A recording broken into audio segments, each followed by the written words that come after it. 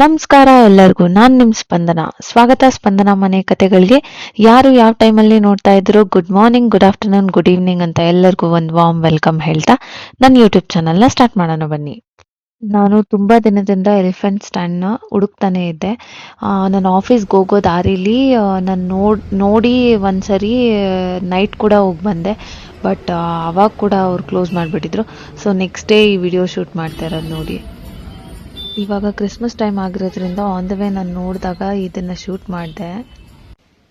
ಇದು ನನ್ನ ತಂಗಿ ಮೇಘ್ನಾ ಅವ್ರ ಕಸಿನ್ ಅಣ್ಣನ ಕೆಫೆ. ಅಲ್ಲಿ ಅಡ್ರೆಸ್ ಮೆನ್ಷನ್ ಮಾಡಿದ್ದೀನಿ, ನೀವು ಎಲ್ಲ ಒಂದ್ಸರಿ ವಿಸಿಟ್ ಮಾಡಿ.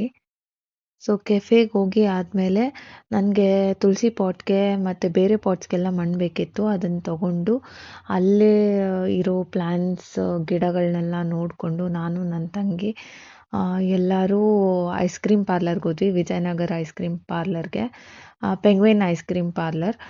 ಅದು ನನ್ನ ತಂಗಿ ತುಂಬ ದಿನದಿಂದ ತಿನ್ನಬೇಕು ಅಂತ ಆಸೆ ಪಡ್ತಾ ಇದ್ಲು.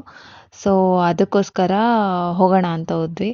ಅವಳಿಗಂತೂ ಫುಲ್ಲು ಖುಷಿ, ಅಲ್ಲಿಗೆ ಹೋಗೋದೇ ತಡ.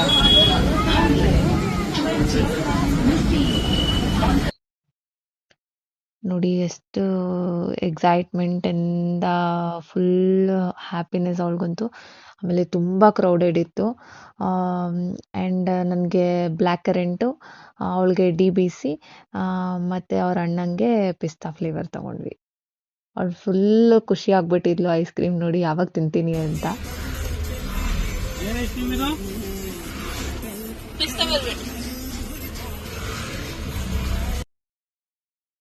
ಅಲ್ಲಿಂದ ತಿಂದು ನಾವು ಹೊರಟ್ವಿ ಸ್ಟ್ಯಾಂಡ್ ಮತ್ತು ತುಳಸಿ ಪಾಟ್ ಮತ್ತು ಎಲ್ಲ ತಗೊಳ್ಳೋಣ ಅಂತ. ಸೊ ಇದು ದೀಪಾಂಜಲಿ ನಗರ್ ನಿಯರ್ ಬೈ ಇದೆ ಈ ಶಾಪು. ಅವ್ರ ನಂಬರ್ನ ನಾನು ಇಲ್ಲೇ ಮೆನ್ಷನ್ ಮಾಡಿರ್ತೀನಿ. ನೀವು ಬೇಕಾದರೆ ಕಾಲ್ ಮಾಡಿ ತಗೊಳ್ಳಿ, ಇಲ್ಲಾಂದರೆ ಅಲ್ಲೇ ಒಂದ್ಸರಿ ನೀವು ಹೋಗು ತೊಗೊಳ್ಬೋದು ನೋಡಿ. ನಿಮ್ಗೆ ಹೆಂಗೆ ಕಂಫರ್ಟಬಲ್ ಅನಿಸುತ್ತೆ ಹಾಗೆ. ಆಮೇಲೆ ನನ್ನ ತಂಗಿ ಇಂಪನ, ಇವಳು ನನ್ನ ಫ್ರೆಂಡ್ ಆಯುಷು.